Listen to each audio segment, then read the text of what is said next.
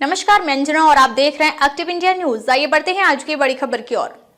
देश बचना है, देश में शांति स्थापित करनी है तो गढ़ी मूर्ति उखाड़ने पर रोक लगाई सुप्रीम कोर्ट। जिधर देखो उधर खुदा है, जहां नहीं है वहां भी खुद जाएगा। दिल्ली में मेट्रो निर्माण के वक्त पूरे शहर में चल रही खुदाई को लेकर यह चुटकुला सुना था। आज लगता है पूरा देश इस चुटकुले का शिकार है। जहां देखो खुदाई चल रही है, नहीं तो खुदाई की तैयारी चल रही है या फिर खुदाई की मांग चल रही है। गढ़े मुर्दे उखाड़े जा रहे हैं, इतिहास में खुंदक खोजी जा रही है। जहां खोज से बात ना बने वहां आविष्कार किया जा रहा है। पहले मामला अयोध्या की बाबरी मस्जिद तक सीमित था, फिर बताया गया कि अयोध्या तो सिर्फ झांकी थी और काशी की ज्ञानवापी मस्जिद और मथुरा की शाही ईदगाह मस्जिद का मामला उठा और अब तो जैसे परनाला ही खुल गया है। संभल की जामा मस्जिद की धार की कमाल, मौला मस्जिद, चिकमंगलूर की बाबा बुदानगिरी दरगाह, थाने की हाजी मलंग दरगाह और अब अजमेर की दरगाह शरीफ, कोई 1 दर्जन जगह जमीन के भीतर सर्वे चल रहे हैं। दिलो दिमाग के भीतर हर जगह चल रहे हैं। वहीं कॉलेज में मस्जिद खोजकर बंद करवाई जा रही है। कहीं सड़क पर सामूहिक नमाज को रोका जा रहा है तो कहीं अकेले व्यक्ति को नमाज पढ़ने से। और तो और अब मुरादाबाद से खबर है कि एक मुस्लिम डॉक्टर दंपति को हाउसिंग सोसाइटी में कानूनी तरीके से खरीदे हुए अपने फ्लैट में रहने से रोक दिया गया। ऊपर से शुरू किया गया सांप्रदायिक उन्माद मानो अब नीचे उतर तांडव कर रहा है। जरा गौर कीजिए, जहां एक और हमारे यहाँ अल्पसंख्यक मुसलमानों को हर तरह से उखाड़ने का अभियान छिड़ा हुआ है, वहीं हम सब बांग्लादेश के अल्पसंख्यक हिंदू समुदाय की दुर्दशा पर आंसू बहा रहे हैं। यहाँ अल्पसंख्यकों की लीचिंग और बुलडोजर पर तालियां पीट रहे हैं।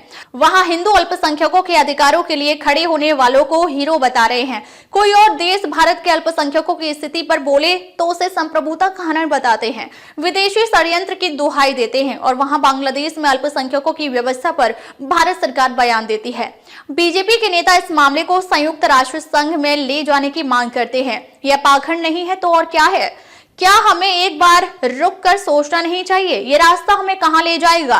कहां कहां किस किस को खोदेंगे हम?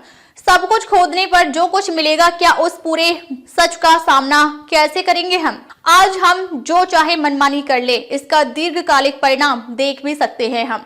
एक बार ठंडे दिमाग से सोचिए, पिछले 5000 साल से इस देश में किस किस राजा ने किस किस धर्मस्थल को तोड़ा गया। अगर उस सब का हिसाब बराबर करने पर तुल गए तो इस देश में क्या कुछ खोदना पड़ेगा।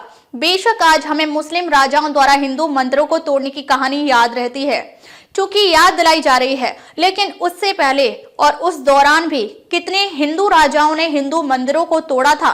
दूसरे राजा की कुलदेवता की मूर्ति को तोड़कर अपने कुलदेवता की प्राण प्रतिष्ठा की थी।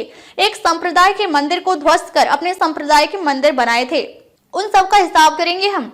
इतिहासकार बताते हैं कि शुंग वंश के ब्राह्मण राजा पुष्यमित्र शुंग ने पूर्व से पश्चिम तक अनगिनत बुद्ध और जैन धर्मस्थलों का ध्वंस किया था। मध्यकाल में भी मराठा फौज ने श्रीरंगपट्टनम के मंदिर को ध्वस्त किया था। विभाजन के दंगों में अगर सीमा के उस पार मंदिर और गुरुद्वारे तोड़े गए थे तो इस पार ना जाने कितनी मस्जिद टूटी थी।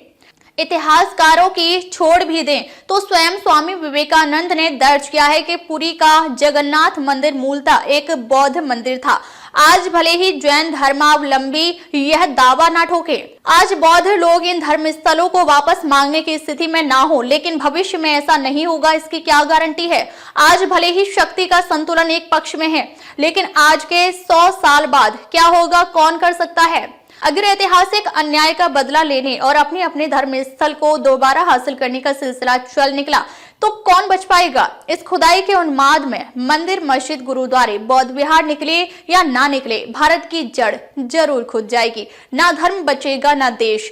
इस पागलपन से बचने का एक ही रास्ता है, सब भारतवासी मिलकर एक लकीर खींच दें और तय कर लें कि फला तारीख से पुराने हर विवाद पर ढक्कन लगाकर उसे बंद कर दिया जाएगा।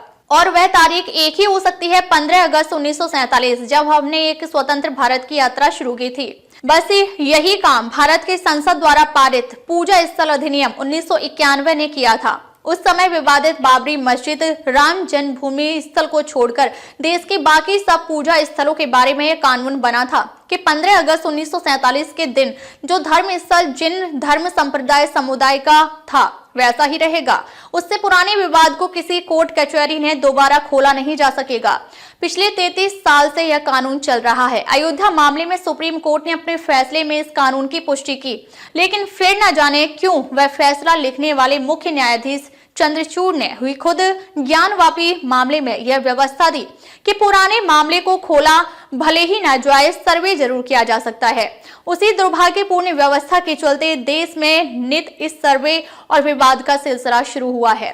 मुख्य न्यायाधीश खन्ना के नेतृत्व में एक खंडपीठ 12 दिसंबर से इस मामले की सुनवाई करने जा रही है।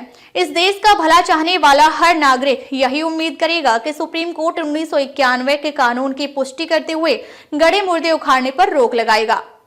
अब तक के लिए बस इतना ही, फिर मिलते हैं एक ऐसी ही बड़ी खबर के साथ। अब तक के लिए नमस्कार और देखते रहिए एक्टिव इंडिया न्यूज।